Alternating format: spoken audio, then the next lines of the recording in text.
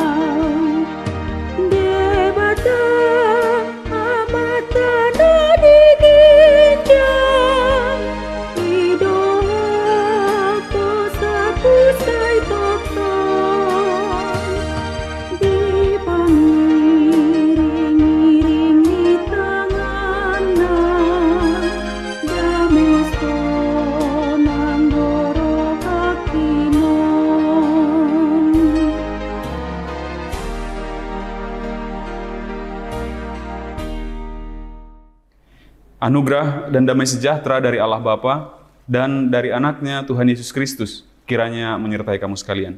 Amin. Firman Tuhan untuk kita pada pagi hari ini tertulis dalam surat Rasul Paulus kepada jemaat di Filipi, pasal 4 ayat 13. Segala perkara dapat kutanggung di dalam Dia yang memberi kekuatan kepadaku. Di dalam bahasa Batak dikatakan, saluhut nado tarpatu paau, marhite-hite ibana, na margogoihon au. Demikian firman Tuhan. Amanginang, dari mana asalnya iri hati? Dari mana asalnya kecemburuan?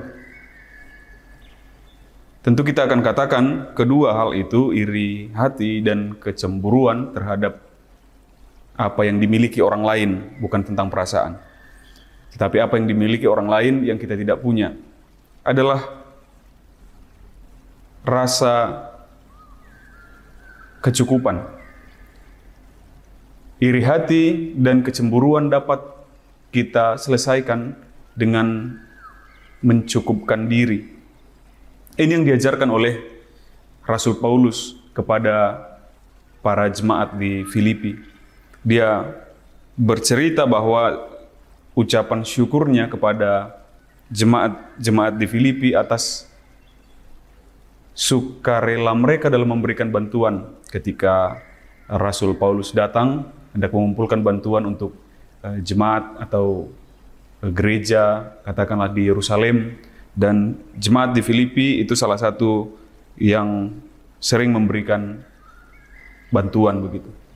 Lalu Rasul Paulus bercerita mengenai bagaimana tentang diri sendiri. Kenapa dia hanya mengumpulkan untuk komunitas yang lain atau untuk jemaat yang lain atau untuk gereja yang lain. Bagaimana dengan dirinya? Lalu Rasul Paulus bercerita bahwa untuk dirinya sendiri dia sudah mencukupkan diri. Dia katakan, aku tahu apa itu kekurangan dan aku tahu apa itu kelimpahan. Dalam segala hal dan dalam segala perkara tidak ada sesuatu yang merupakan rahasia bagiku. Baik dalam kenyang maupun dalam hal kelaparan, baik dalam kelimpahan maupun dalam hal kekurangan. Lalu dia katakan, segala perkara dapat kutanggung di dalam Dia yang memberi kekuatan kepadaku. Tapi di sana dia tidak hanya mengatakan amanginang ketika dia dalam kekurangan mencukupkan diri, dalam waktu lapar mencukupkan diri, tapi sebaliknya dalam hal kelimpahan dia pun berani mengatakan mencukupkan diri, cukup begitu. Artinya dia tidak akan lagi iri dengan situasinya orang lain, dia tidak akan lagi cemburu dengan keadaan orang lain, tapi dia melihat, oh yang ini sudah cukup bagiku begitu.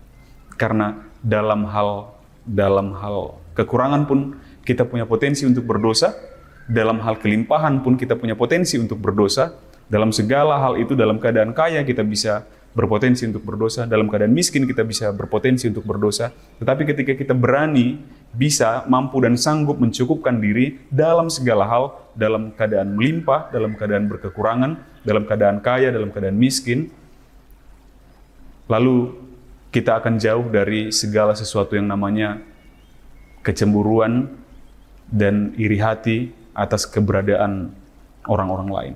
Dan ini yang diajarkan oleh Rasul Paulus dalam hal ini, mengenang, kemudian kita akan interpretasikan, biasanya orang-orang akan kutip ayat ini ketika dia punya masalah ini dan itu.